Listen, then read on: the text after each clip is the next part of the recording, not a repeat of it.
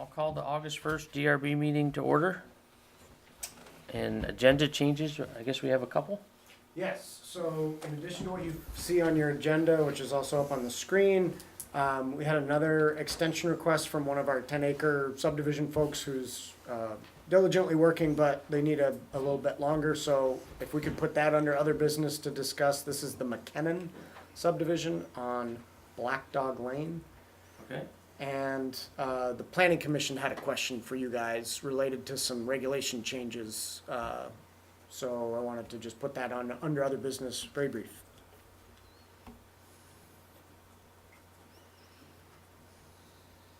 All right. The board members can review the minutes of July 11th and July 18th.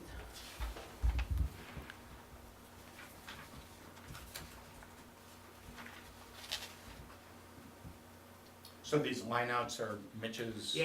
Mitch took suggestions Don's were minutes and put his corrections in already, so you're looking at those, which is good, since he's not I here. had nothing on either.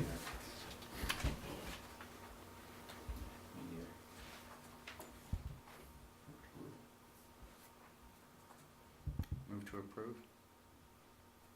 Both, Both of them. July 11th Yeah, and 18th. yeah, yeah, as amended by Mitch. All right, I second. All those in favor? Aye. Aye.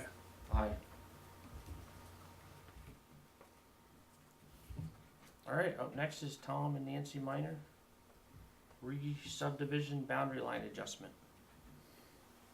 So we have folks here to represent the application, but let me just start off by answering the basic question. Why are they even here for what seems like a very innocuous boundary line adjustment? The reason is that state statute is particular with regard to the recording of subdivision plats. And before one can be recorded, there has to be a public hearing. With that in mind, our regulations are written to say that when you want to do a boundary line adjustment and there's no already approved or recorded plat involved, you can just do it with a zoning administrator permit. But when you want to do a boundary line adjustment and one of the two lots is part of a recorded plat, then you have to update that plat. And so that's what's happening. In this case, we have two parcels, one of which was part of a previously approved subdivision. There is a recorded plat in the land records. So we have to do this, even though it's pretty small potato stuff. Okay. All yours. More than a year ago, Tom's mother, Jean, deeded 0.31 acres to the Donaldsons, who owned a piece of land between the two of them. Tom was looking to gain about 3/10 of an acre behind his house. And his mother accommodated this land swap so that the Donaldson's acreage that's in the state current use program stayed the same size. It was 27.1 acres and couldn't afford to be reduced. So it was a long process.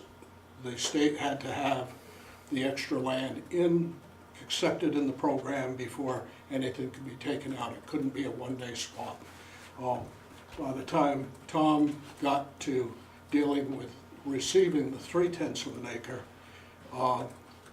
Donaldson's wasn't involved in a subdivision, so giving it away wasn't the problem. It was Tom receiving it because he had a two-lot subdivision. And that's all that it is. His particular lot in that two-lot subdivision is growing by 3/10 of an acre. Nothing within the original approval has changed at all.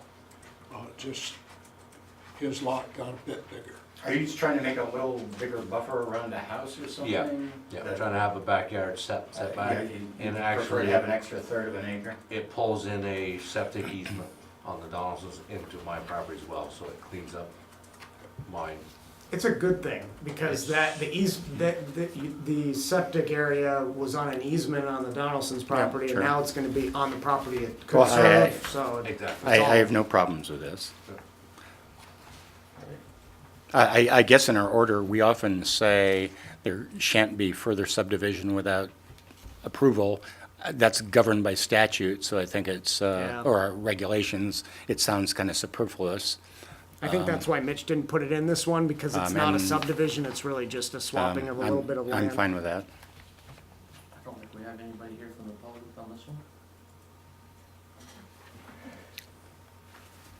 Board members have any other questions?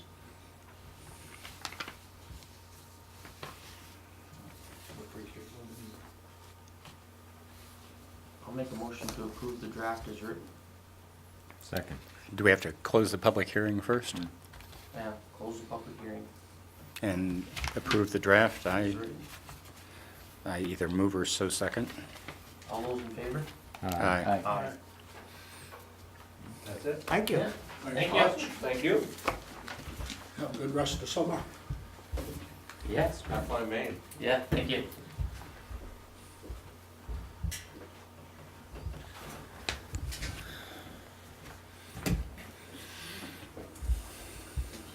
So are we on to other business now, Mr. Chairman? Yep. I'm a little slow with this computer. I'll be even slower then. Greg's gonna get his tomorrow, so we'll see who's the turtle. All right, we're on to other business. Sherry Willett and Deborah Campbell reviving an application for a two-lot subdivision. Yes, And so. Alex, you're gonna, Yeah, so, Explain to us. Jerry and Deb were nice enough to come, but I sort of want to speak to this one because this is our fault in the office upstairs. So, Sherry and Deb were part of the group of, I don't know, 10 or so people or landowners doing these 10-acre subdivisions for that limited time only offer that got written into the regs. So they got a sketch plan approval, everything was good. And it was my mission to make sure nobody fell through the cracks, and unfortunately, we let their application fall through the cracks. When Annie left, she went through all the applications and made a list for Lenore and I of all the active ones, and forgot to include Sherry and Deb. So their sketch plan has technically expired, but we neither, as you could see from the material, we didn't indicate when it would expire in the sketch plan decision. We never contacted them after sending them the decision, and when we did send them the sketch plan decision, we didn't indicate that it expired. So So Alex, how is that different from any other sketch plan application? Do we not, in the decision, indicate that a sketch plan approval shall expire or a preliminary? So we do now. Previously, we didn't. As of when? I want to say somewhere in the Annie timeframe, we had a particularly angry landowner, somewhat rightfully so, who got an approval for an accessory apartment and came to you folks for that. And it was a conditional use approval.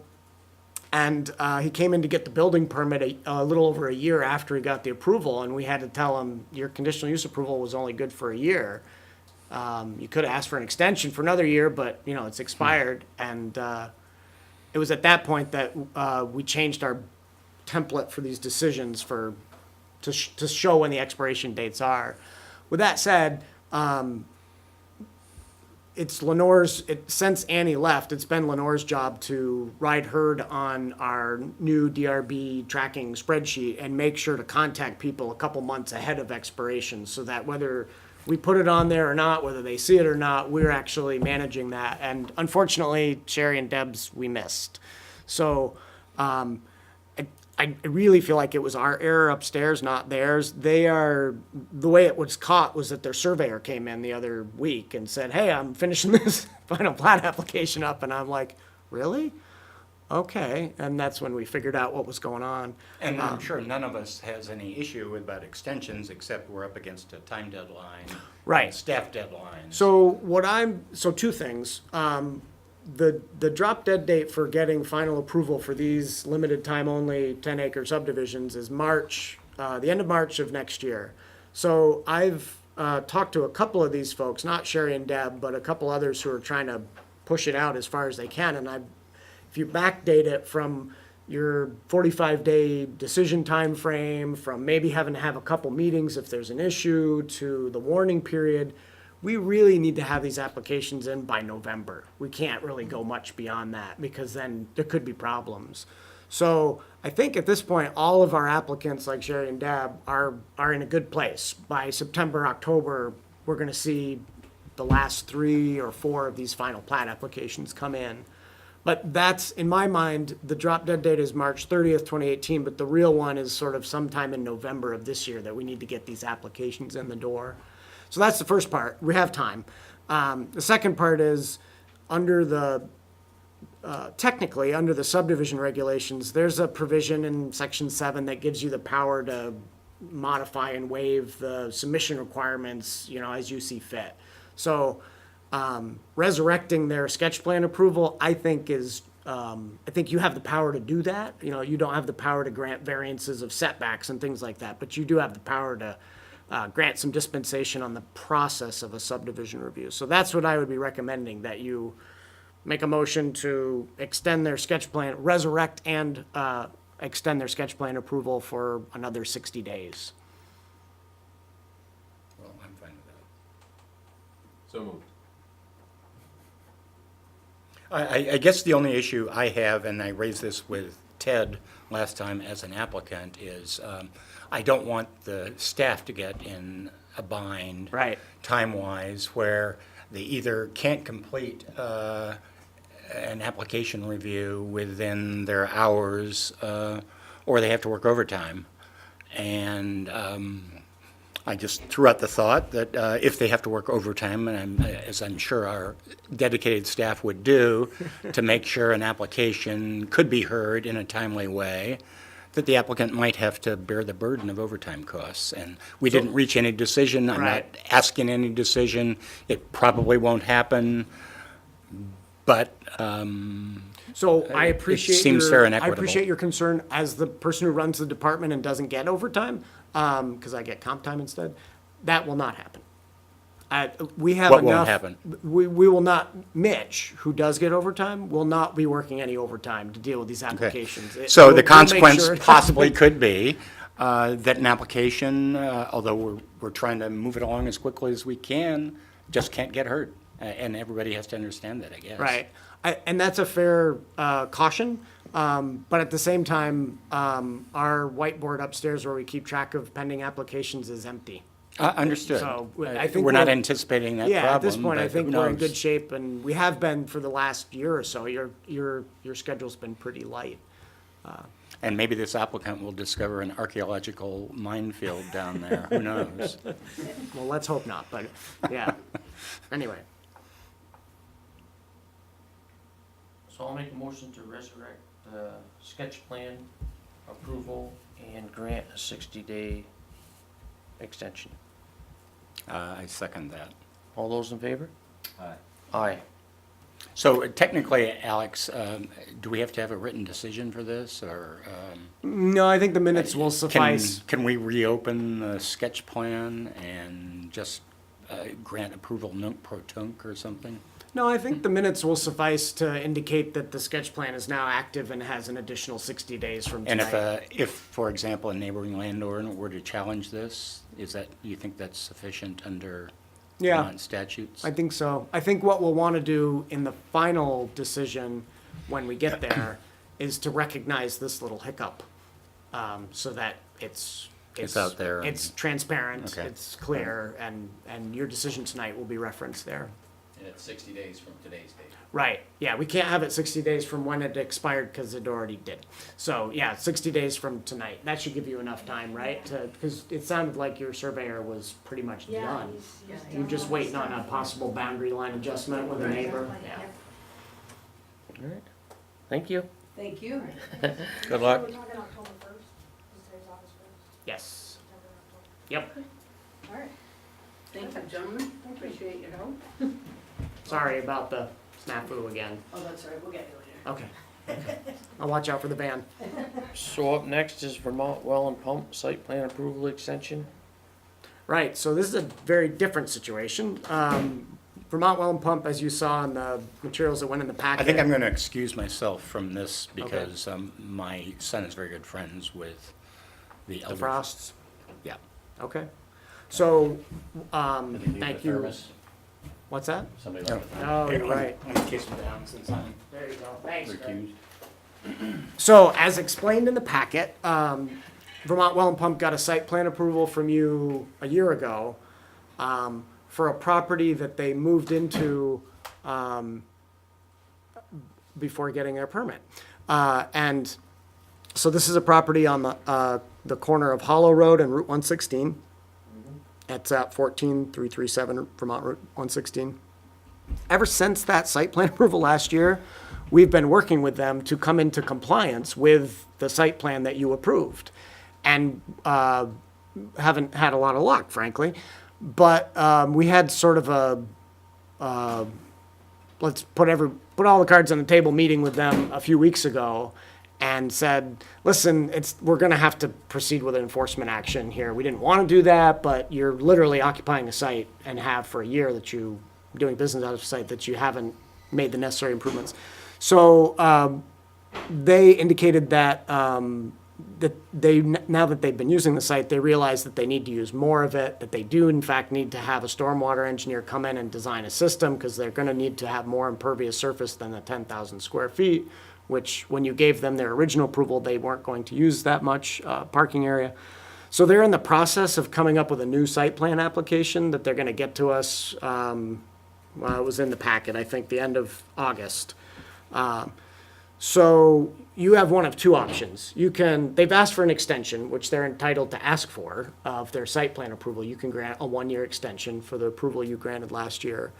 So you can grant the extension, and the enforcement matters is really for the zoning administrator, not for you. Or you can deny the extension and just tell them, deal with the zoning administrator because you've been out of compliance anyways, and get your application in for this new application ASAP so that you can get back in the good graces of zoning. I'm not sure that it matters, frankly, which way you go, because I think that our last meeting, we all walked away with a good understanding of what's going to happen and what's going to happen if what was agreed to doesn't happen. So what's in front of you is a request for a 1-year extension, with the understanding that they anticipate being back in front of you in a matter of a month or two. And they need a whole year to do it? They don't. It's just that our regulations anticipate up to 1-year extensions. So you don't have to grant that, but that's sort of the typical renewal of a permit that you've granted, whether it's site plan or conditional So even use. if we grant a 1-year extension, they still have to come in compliance with what they had before then? Yes, I think that we finally got through to them that just because the approval has an expiration date doesn't mean that they can continue to occupy the site without, making the necessary improvements. That was their fundamental misunderstanding. They Because thought I they don't had think a we'd year. feel comfortable with the next site plan if they don't fix this one. Right. We wouldn't. Yeah, to be You know honest what I with mean? you, Sense that letting this may site plan just kind of expire rip up. might be the cleanest way to do it, rather than granting the extension. Just to say, no, we're not giving you an extension, you're clearly out of compliance, but you're working with staff, just figure it out, But I wanted to give you both options. And I think that Vermont Well and Pump will be fine with either, because they got our assurances, or at least the zoning administrator's assurances, that we wouldn't find them in violation until after the end of August, when they promised to have all of this stuff, back in front of you. So you can grant a limited extension, you can grant a year extension, or you can just say, no thanks, no extension, just get back in front of us and get this cleaned up. Your choice. I mean, does it make sense for them to, I don't know what their vision is for the new site plan, but to me, it doesn't seem like it makes a lot of sense to take the current site and bring it up to the existing plan. Right. If they're gonna end up ripping out all the No, bushes, and for example. they said the same thing, and they asked the question, they said, they said, we feel bad about not being in compliance, should we start making the improvements per the original site plan approval? And I told them no, I said, that would be counterproductive, because your new site plan that you're preparing, the board may want you to do things a little differently if you have twice as much parking lot, and, they're talking about maybe building an accessory building. I mean, it sounds like it's a pretty substantial change from the original site plan approval. So it sounds like we might have what they have now for another year then. No, I think their intention is to get the new plan in front of you by the end, get it to us, to get on your schedule by the end of August.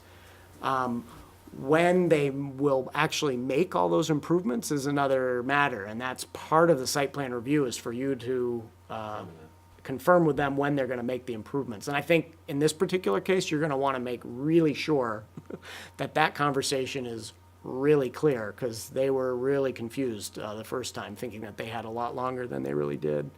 So what's the typical guidelines from the time we approve a final site plan? How long to come into compliance with Yeah, it? I mean- Yeah, so here's how it's supposed to work, Dick. Because you're supposed to be, The before you even business open your is supposed to business, get the permit first, do everything. make the Then improvements. start the business. Then start the business Yeah. and get a certificate of occupancy saying everything's in. The Frost jumped the gun and moved into the site first, started the business, then applied for the site plan approval. And once they got the site plan approval, didn't do anything to comply with it until a year later. And now, so Yep. it's very much backwards. So is there, Speaking as a member of the audience, this would be governed by rules of equity, which is basically fairness in terms of enforcement. If we were to enforce a violation, a court would have to determine whether they're making good faith efforts to comply with the rules and regulations in a timely way. So it's really kind of loosey-goosey, I believe. because I mean, effectively, if we approve a new plan, they're immediately in violation of it, Right. right? Yeah, So- and I think your approval would have to contemplate the time horizon to make the necessary improvements in the plan. And can we specify, because that's not really, it Oh, doesn't seem like sure. it's really part of our regs, Oh, will no. we specify how long somebody has to Oh, yeah, get in you can compliance? definitely do that. Part of the site plan application requirements is for them to specify the time horizon for making the necessary improvements. And again, normally, those improvements would be made before the use was established. In this case, the use is already there, so we'll work with them to identify which elements of the site plan they're gonna bring online at what time, so that when you review it, that's clear, and then you can ask them, during the hearing, are you sure, that sort of thing. They For would example- they would basically have the burden of showing us that they need X amount of time. Yeah, exactly. To come into compliance. Exactly. We don't have to show that they're taking too long. And I think, for example, they had some discussion about building a new accessory building in the back, which wasn't part of the original approved site plan. I could see something like that happening next year, whereas the landscaping that they were supposed to install but haven't yet should all be happening this year. It's not difficult to plant a cedar hedge. In fact, they were ready to do it. They were feeling very badly when we had our meeting about being out of compliance for so long. But I said, don't. We're not going to find you in violation. We probably should have, a year ago, but we didn't, and we've been working with you. And I said, we're not going to find you in violation between now and the end of August, because you're working on a new plan, and we'll. So should we do like a 3-month extension? It sounds to me like we ought to let it just go. Yeah, I think the more that you're letting me think out loud, that it would probably be cleanest to not grant the extension and just allow the site plan to expire with the understanding that they're gonna come back. And if the zoning administrator wants to go after them, that's the zoning administrator's prerogative, not yours. So But, when does the current one expire, the one we, yeah, August 16th.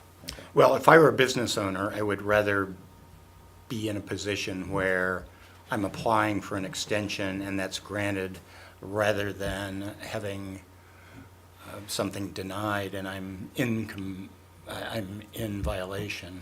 They've been in violation, though, from the day they moved into that facility. We just have been Does that give taking a you- very soft approach without finding them in If that violation. gives you any leverage, it may give you a little bit of leverage. Yeah. It may not be much. Oversight or just because? So I can't be inside the owner's mind, so I don't want to pretend to know what they were thinking. My guess is that they have a lot going on between running the general store and the well and pump and. No, I meant on the town stance of non-enforcement. Oh, yeah, so, yeah. A little difference of opinion between our former zoning administrator and myself as to when the enforcement action needed to happen. Combined, that would be Mitch. And combined with we generally take a soft approach on enforcement matters. We never find people in violation immediately. We always reach out to them and say, we think there's an issue, can we talk? And then we give them another letter saying, we know that there's an issue, here's a date, and, give me a timeline for correcting this by this date, and then after that, we find them in violation. So in this case, we did those first steps, and Mitch did send them that second step saying, I need something by this date. And after that, we just didn't pull the trigger on the notice of violation. In part because they were, indicating their desire to come into compliance, but it wasn't happening, so. We've made it very clear that we need firm dates for this next step, because if they go past the end of August and we don't have a new application, we're just gonna have to issue a notice of violation and go from there, because it's just been too long.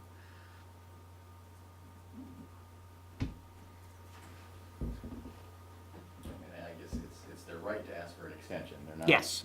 at So this let me be point. clear, they're asking for the extension because when I met with them, I said, this is an option that you have, and why don't we just ask the board for it? It was sort of after that I realized, that is an option, but maybe it's not necessary because they're about to submit a new application, and the expiration of their previous site plan is sort of immaterial because they're about to give you a new one. So is this a new application with new fees, even if it Oh, was yeah. extended? Oh, yeah. It's not just a modification of the No, existing? no, we had made it clear to them, this is, you're making a new application, and you're gonna pay the full fees, and it's gotta go through the full process. Okay. It's a new site plan. I thought it was just gonna be a modification of the current site plan. And therefore, and because it was extended, there would be no new No, fees, no, new that's not how I application. explained it to them. Regardless of how this is handled, they'll be paying additional fees, cause, we've cut them a lot of So it's slack. not really necessary to extend it then. It doesn't, no, I guess it isn't. Yeah, I guess I'm on board with that now, having, It seems cleaner not to extend it. Right. And then if they don't do anything, it's a enforcement issue. that It'll we're make not the, involved it in. will make the enforcement easier, actually, if there isn't a site plan still, approval still out there. And like I said, I think we're on the same page finally. They had some communication issues with our office, and I think we've overcome those personality issues, so. I feel like we're in a good place. We just need to hold them accountable for this next step.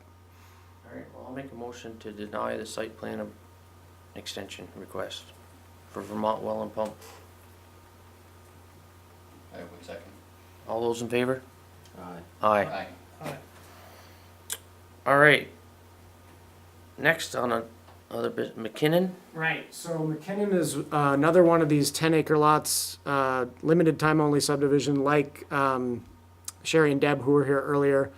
And their sketch plan is due to run out, where is it here? Actually, August 16th, just like, or maybe it was just like a well and pump. But in any case, due to run out August 16th, like Sherry and Deb, they have a contract with Civil Engineering Associates in Jalburn for the survey work and all that, and they've got a time horizon for getting it done, so we're recommending just another 60-day extension. We expect to see them in the door, in September, October. So based on the dates of this contract that they submitted with, what is it, Engineering Associates? Yeah, Civil and CEA. It looks like they're just barely getting started. Yes, it's true. And 60 days is, this company's gonna be able to react in 60 days? That's my understanding. We do business, well, I shouldn't say we see business from Civil Engineering Associates a lot. They do a lot of work in Hinesburg. So I don't have any doubts if they've got a contract and a time horizon that CEA is bound to, that they'll get it done in that time horizon. Unless, arrowheads turn up or something like that. You're back on for this one? Oh, yeah. I mean, some are easier than others, and I don't know All right, this. well, we're giving it to the other one, so I'll make a motion to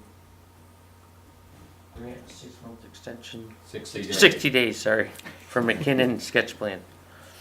I second that. All those in favor? Aye. Aye. Aye. Great. News and announcements. Oh, no, we have another one. Yeah, the Planning Commission. So, Dennis knows and Rolf knows, but the rest of you don't, that the planning commission has been working on a set of what we call housekeeping changes to the zoning and subdivision regulations. We call them housekeeping because our office upstairs keeps track of suggestions that your board makes and the zoning administrator makes and members of the public for ways the zoning regulations could be improved or ways that they're not easy to understand, so they could be clarified. And we've been piling these up for probably 10 years, actually. I don't think we've done a set of housekeeping changes in that long. So we're doing those now. And the planning commission we have a first draft, and the planning commission is reviewing that first draft to make sure that they like the language. And at the last meeting, one of the items that came up was something that Peter Erb had suggested, our zoning administrator, 2 zoning ZAs ago, with regard to home occupations. So right now, there are different flavors of home occupations. The easiest flavor is one that you just get a zoning permit for. It's in your house, it generates very little traffic, has very little impact. And then the next flavor is a home occupation that might be in an accessory building or take up a larger portion of your house. Has to come to your board for conditional use approval to make sure it's not going to be a bad deal for the neighbors. Allows a little bit more traffic impact, that sort of thing. In the regs, under traffic, right now, it stipulates a firm number not to exceed. So it basically says, in no event shall the traffic from the home occupation be out of character with the neighborhood. So if you have a very sleepy neighborhood, you can't have much new traffic. And then it goes on to say, and beyond that, for the easiest zoning permit flavor of home occupations, it can't be more than 5 round trips per day. And for the conditional use, it's 15 round trips per day is the quantitative absolute limit. So Peter's suggestion was that we had talked to some, not very many, but some folks who had home occupations on Route 116, and their argument was, I see 10,000 trips per day in front of my house. If I have 17 people, vehicle round trips coming in and out of my home occupation, no one's ever going to notice because I'm right on 116 and 116 is full of traffic. And both Peter and I thought, well, that makes sense. It seems kind of silly to have an arbitrary cutoff number when the character of the neighborhood in that sense is 10,000, cars. This might be like a haircutting establishment, for example. Yeah, something like that, which we do have one on 116. So in any case, we talked about it as the planning commission, and they thought, well, yeah, let's put some quantitative language or qualitative language in there. But last week when we discussed it, they thought again, and they thought, this seems like we're just opening up a can of worms for the DRB and the zoning administrator, because if we take those fixed, 5, 15 numbers out of there, they're just going to have to sort of understand what the character of the neighborhood is and ask the applicant for how much traffic and try to get a gut feel for it. So we couldn't figure it out. I'm supposed to go research other towns and see what they have for these sorts of home occupation traffic limits. But Dennis and I thought it made sense to just get your idea of whether you think having a clear but also arbitrary number is the right way to go, or whether you'd be willing to exercise some discretion and have it be squishy. They allow us to vary it if we so desire. I mean, a lot of the regs That have was- set a value. And that then- was one- And then they say, Yeah. the board may modify the value if they see fit. That was one suggestion, to keep the number and give you the ability to modify it based on, I mean, the we look at traffic neighborhood load. all the time. Yeah, I'm generally in favor of that kind of approach. yeah, so And, keep, and criterion A could be the characteristics of traffic flow, right. which would be kind of a warning signal. Where some of that the board this place- members had concern was private roads. Yeah, and being Right? that, I mean, I think that was the number biggest one. concern. Yeah. One of the biggest. Yeah, there were some folks who were saying, I don't think it's right to allow, a lot of traffic for home occupation on a private road, that generally doesn't see much traffic. But then we talked about, yeah, but what if it's on a corner lot and it's right next to 116 in the private road, and then there's a ton of traffic one way and not the other, and it's a little. So what would we have, in the case of a private road, but it's shared. So normally there's a lane, what do we call it? Not a lane agreement. Homeowner or road association? Road association. Yeah, That describes how you divvy up, you're gonna pay for maintenance on the road. yep. But in this case, okay, we got a home occupation that's putting a little more wear and tear on the road.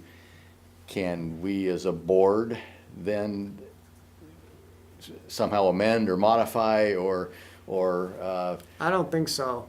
I know what you're getting at. You're saying, can we so that the require business that? owner now is required To pay more? to cover No, but more of no, the we- the but maintenance? We could deny something if there wasn't some, if in the regulation, if there was an association, for example, that was governing that private road, if there was not some provision for equitable sharing so that the person who was burdening the road more with this home occupation would not be required to pay an additional amount, we could take that into account in our decision. And indeed, I think we could condition a decision upon that person agreeing to pay for any additional. I think the second part would be problematic. I think the first part has potential. Oh, I think the regulation could be written in a Well, way that's that true. would If the clearly regulation were empower us written to right, do then that. we could do So that. I think we can deal with that. But remember that many of our private roads do not have a road association that's well-tuned. So some of them do, most of them don't. I think that the best way to address the private road and equity issue is to make sure that if the traffic is over a certain amount, you basically set an amount that's innocuous. And if it's over that innocuous amount, you make sure you have a conditional use hearing and everybody's notified and the association and the neighbors have an opportunity to come in and say, what the heck are you think you're doing? You're gonna allow this much traffic on the road and allow it to evolve that way. Because in some cases, you're gonna have very defined associations who will be able to write in language that addresses the equity issue. And in other cases, you're just gonna have a bunch of neighbors that have deed agreements to share and they won't have the power to force that equity issue, but they'll be able to show up and. Form an association at any time, right? They could, but I think it's easier for the neighbor to show up at your meeting and just share their concern, and then you can look at the applicant and say, looks like your traffic is not gonna be characteristic with the neighborhood, that's a criteria of our regs, we're gonna have to I'm in deny. favor of giving us discretion. I trust this board backwards and going forward to enforce it wisely Yeah, in ways that will not affect But neighborhoods. for conditional use, you could, so either one, you could have the same amount of trips. well, the way our regs are written now, you can have a smaller amount if you're not going to the Right. DRB, if it's just a ZA approval. And if you want the larger amount, you're in front of this board for a public hearing. So I imagine we would keep it that way, Right. and. There'd just be no set amount. Yeah, or maybe we might keep the number, but give, like Dick said, allow the board to modify that based on the unique nature of the traffic volume of that site. So there's guidance, but there's flexibility. Because 5 trips a day isn't very many. Because that includes Run trip. FedEx, UPS also. So, I mean, Right. I think it's a slippery slope, though. I mean, any given road, any given residence, just for personal use, may have significantly more trips than that than, a small business. So, Oh, sure. in trying to, my house. Yeah, Teenagers. you're a good You got a couple example. teenagers. yeah, There's a lot more than 5 trips. Yeah, well, I was telling the planning commission, and it's in our road standards too, that That's expected if you got a family living on a road, though. I mean, the transportation engineers Well, just- anticipate 10 trips per day for a single-family dwelling. So 5 round trips a day, 10 right, each way. I think we should be cautious of forcing a small business to pay more for a road when the neighbor's kids Yeah. are putting a zillion trips on that road versus a small business. That's just the caution there. Oh, I see what you're saying. Businesses that, home occupations and stuff too, so I mean, we can't. we gotta Well, try- and I ultimately, just think we would need to be careful of telling a small business that they would have to pay more for the road, and then the neighbor Right, right. has No, I, Presumably, 35. they're living there, so they're probably generating that many trips on their own, so that's in addition. Well, maybe a single person with no kids, but a small business, and then the neighbor has Yes. 5 kids. Yeah, it's possible.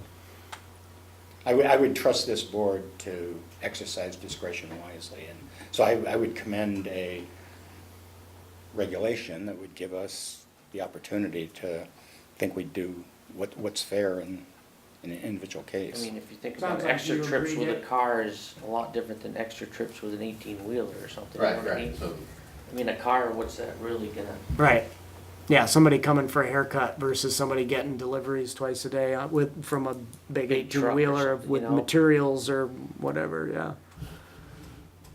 Ralph, you weren't there at the planning commission discussion. Do you have any thoughts, or do you want to save them for the next planning commission meeting when we talk about it? No, seems, I think we vacillate sometimes between, giving this board, the discretion, to, act wisely. I think sometimes, that very discretion can sometimes, flummox the public.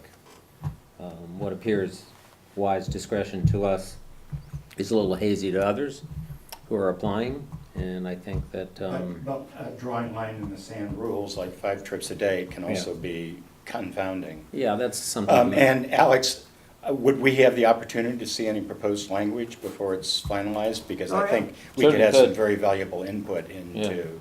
Yeah, so one of my other offers tonight was, I kind of wanted to have the planning commission get through all the changes and tell me how they wanted them different before we get public comment.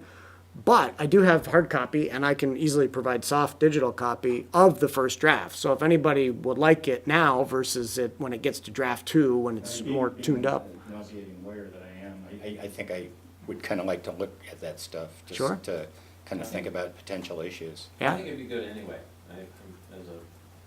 Yeah, no, it's just a matter of which draft do you want. Do you want the working draft, or do you want the real deal that's gonna come in a few weeks? But I have the working draft here, and I'm happy to, I'll take a working draft. all right, anybody else want one? All right, gladly.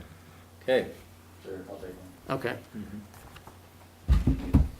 There's a nice 6-page summary of all the changes, and then there's the actual track changes of the documents, so you This get, is wordsmithing of the highest order. I think that's a They very were being appropriate doled out, statement. too. That Dennis has an extreme and high level of patience for. Let's see here, let me get this mixed up. There's the zoning. so do we have anything else, Alex? Nope, that was it. Want one too? Can you make a, is it You want a easy? digital? Yes. Yeah. Easy to Move do. to adjourn. Move to adjourn. Okey-dokey. Aye. Thank you all.